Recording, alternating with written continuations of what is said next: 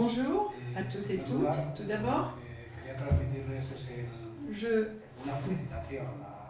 voudrais vous transmettre les félicitations de l'organisation quant au contenu de ce symposium, comment il est structuré, les thèmes qui sont étudiés, et je pense que ainsi nous allons pouvoir apporter de nombreuses idées et compléter les efforts qui sont menés à bien entre tous pour le bon développement durable de nos territoires.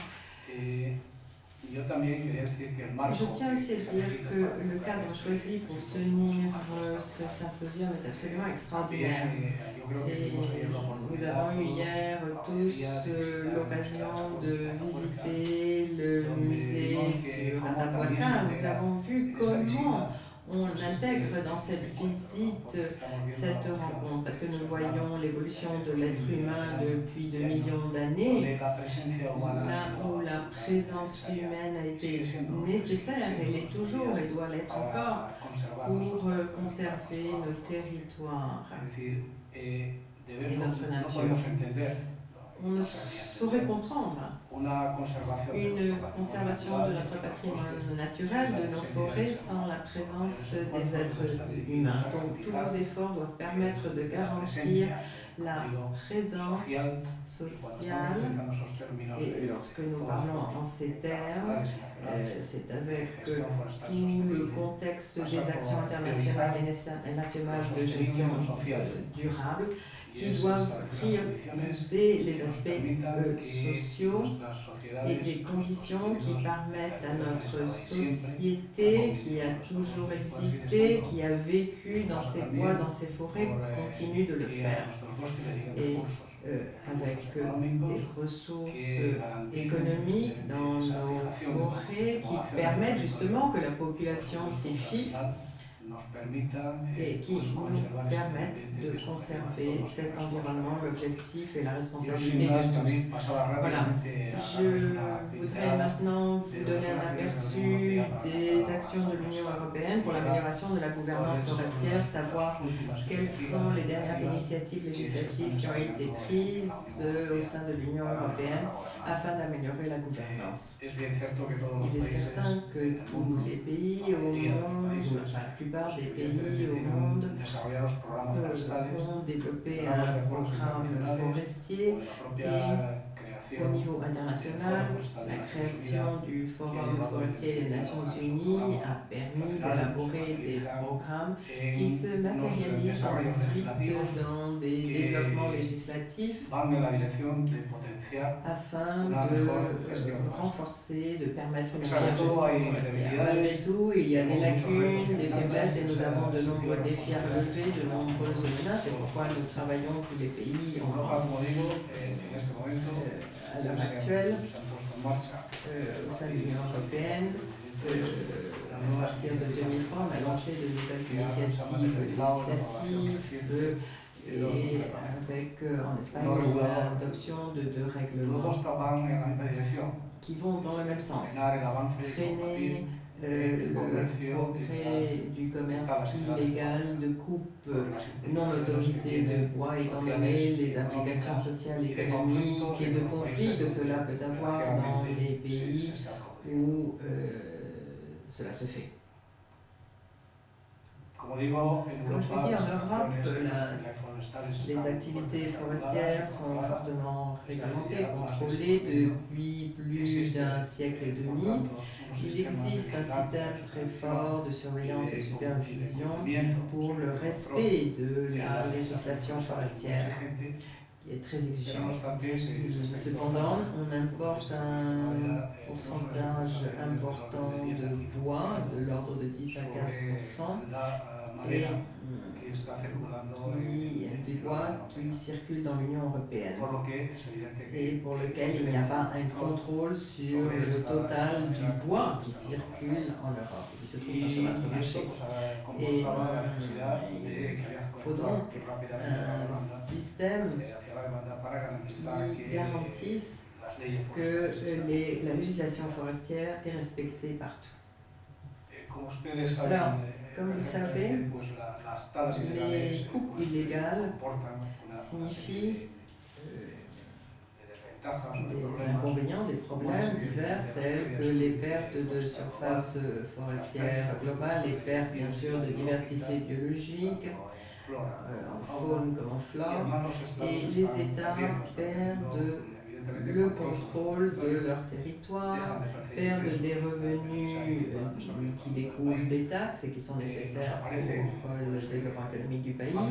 Il y a des délinquants qui sont créés en mafia très puissante, très organisée, et il est très difficile de les contrôler avec des problèmes de corruption. Il y a le blanchiment de l'argent avec d'autres activités de délinquance et dans certains pays en conflit comme le Libéria, des systèmes qui financent l'acquisition de matériel de guerre. Alors, les antécédents à ces nouvelles actions législatives de l'Union européenne en matière de gouvernance et d'une communication de la Commission au Parlement et au Conseil de l'Europe en 2003 avec une proposition d'action pour éviter ce commerce illégal du bois.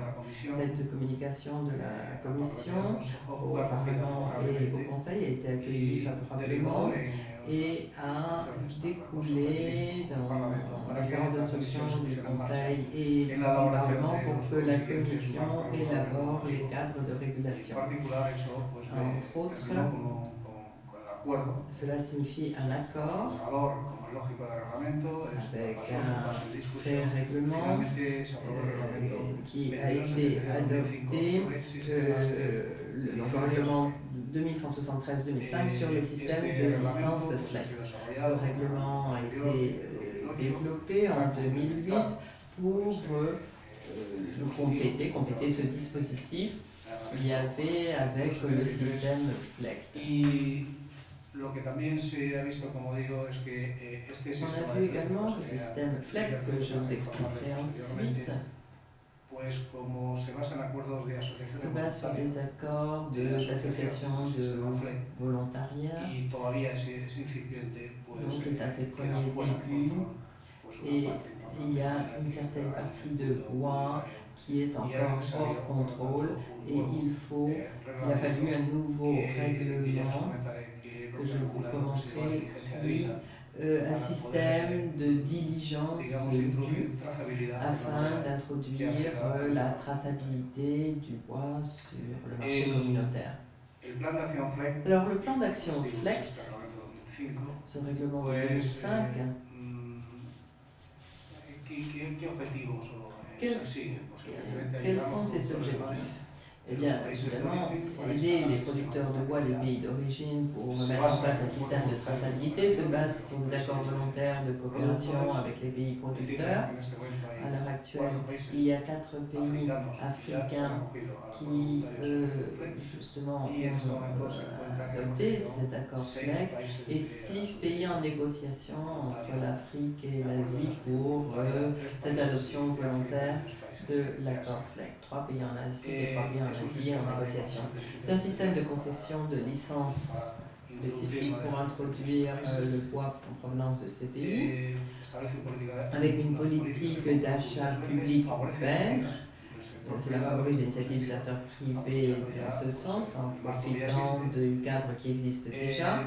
Le FLECT a aussi des implications financières sur le blanchiment des capitaux, les assurances à l'importation, etc. Il y a une économie autour du système de licence FLECT. Il y a des options complémentaires qui couvrent les lacunes que ce règlement peut laisser dans les pays qui n'ont pas passé les accords FLECT. Alors, ce règlement dit de diligence est un règlement qui a été adopté en 2010 et a été lancé par le gouvernement d'Espagne. Nous avions alors la présidence de l'Union européenne et Donc nous sommes fort satisfaits du travail que nous avons mené sous notre présidence, sous notre semestre de présidence européenne. Ce règlement est appliqué pour tout le bois et les dérivés qui sont commercialisés pour la première fois sur le marché de l'Union européenne, produits à l'intérieur de l'Union européenne, les importations. Et ça, alors, quel produit? Eh bien, le bois en drume jusqu'au papier imprimé, ça exclut le recyclage. Les obligations des agents, les agents qui commercialisent le bois ou les produits du bois, qui, pour la première fois, devront justement exercer cette figure juridique de la diligence due.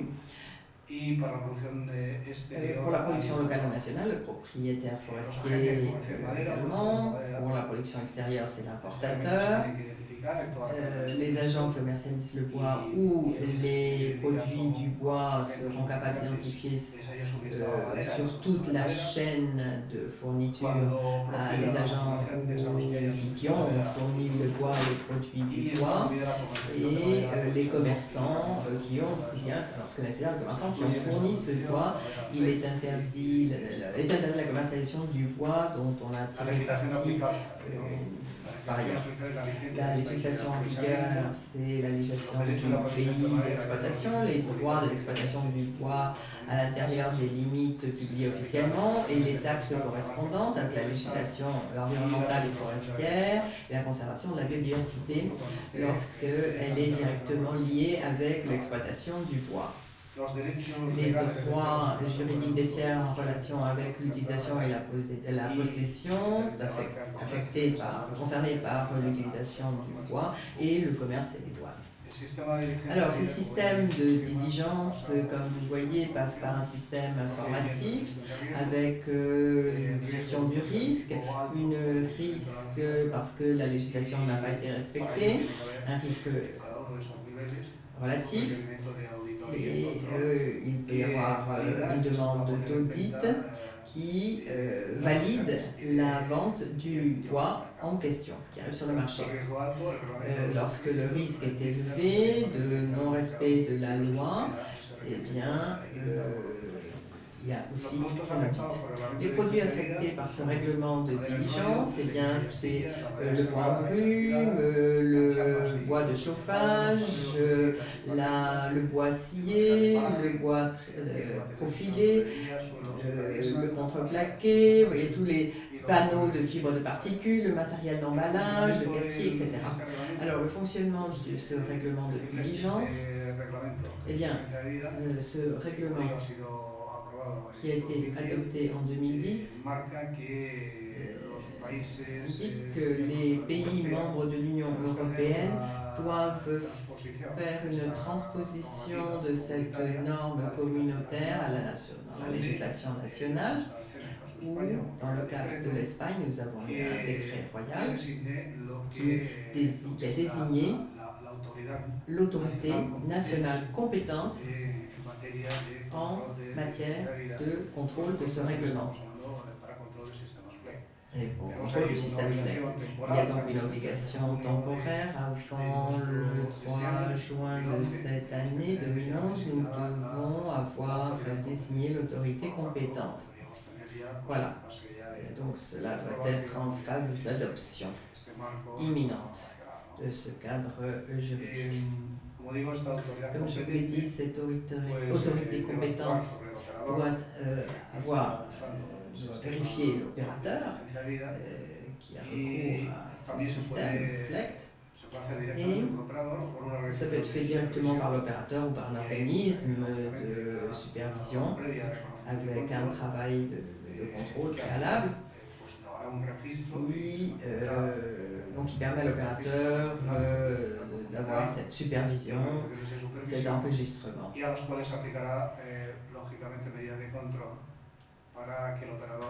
Donc des mesures de contrôle sont appliquées pour que l'opérateur puisse soit passer directement, soit par une agence. Alors, les systèmes de diligence interviennent en 3 étapes: l'information, l'évaluation du risque, une information qui doit être donnée pour une minimisation du risque au cas où le risque serait élevé. On peut d'ailleurs décider de ne pas commercialiser le produit si l'information demandée n'est pas satisfaisante. Les obligations du règlement, bien, c'est une obligation d'information avec des mesures qui facilitent l'accès à l'information telles que le pays, la région, la zone de coupe, le produit, le volume et le poids, l'opérateur qui a fourni le poids et le respect de la législation. Les entités de supervision, l'opérateur peut créer son propre système ou demander l'intervention d'une entité de supervision. Les entités qui pourront demander leur reconnaissance en tant qu'entité de supervision doivent satisfaire une série d'exigences telles qu'avoir leur propre personnalité juridique, être bien légalement établi au sein de l'Union européenne, avoir une expérience adéquate, pouvoir exercer les fonctions demandées et résoudre les conflits. Voilà, là où nous en sommes quant à ce règlement de gouvernance qui est applicable à partir de mars 2013 pour combattre le commerce illégal du bois. Alors, il y a une période, de transition et les États membres doivent déclarer les autorités nationales compétentes pour l'application du règlement. La Commission européenne est autorisée par le règlement à adopter des actes délégués, reconnaissance des entités de supervision, les modifications sur la liste des produits sujets au règlement et la dévolution du risque, entre l'adoption d'actes exécutifs traitant le système, les évaluations, les entités de supervision par les autorités nationales. Je crois que j'ai respecté le temps qui m'est imparti et merci de votre attention.